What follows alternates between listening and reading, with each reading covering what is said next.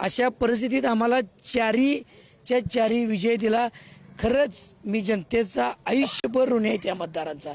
हा विजय म्हणजे माझ्या आयुष्यातला त्यांच्या म्हणजे लोकांचा खरंच माझ्या कातड्याचं जोडं जरी करून त्यांच्या पायात घातलं तरी त्यांचं ऋण फिटणार नाहीत.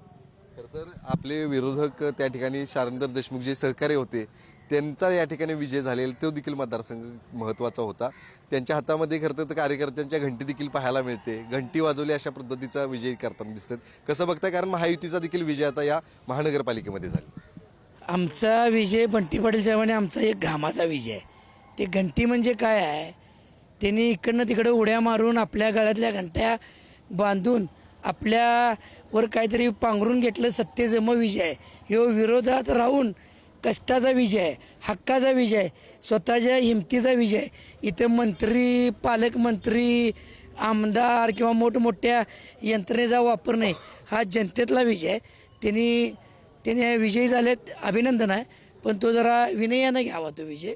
उगीच आपलं काहीतरी इतके दिवस ज्या बंटी साहेबांनी तुमचं सगळं सुकर केलं, आता असं बदलून बोलण्यात काय बरोबर नाही आहे. खरं तर महायुतीचा मोठा विजय जो आहे तो या ठिकाणी झालेला आहे. कसा पाहता या सगळ्या विजयाकडं? बहुमताच्या दिशेने ते सगळे आता जाताना दिसतात. नाही, अजून काही निकाल येणं अपेक्षित आहे. मला नाही वाटत काँग्रेस बहुमतात येईल. नक्कीच. खरं तर काटकर होते, त्यांचं अभिनंदन. त्यांचे सर्वच लाटकर यांचं अभिनंदन. खरं तर त्यांची चारही प्रभागामधले सर्वच उमेदवार जे ते विजय झालेले आणि अर्थातच महायुतीचा त्या ठिकाणी मोठ्या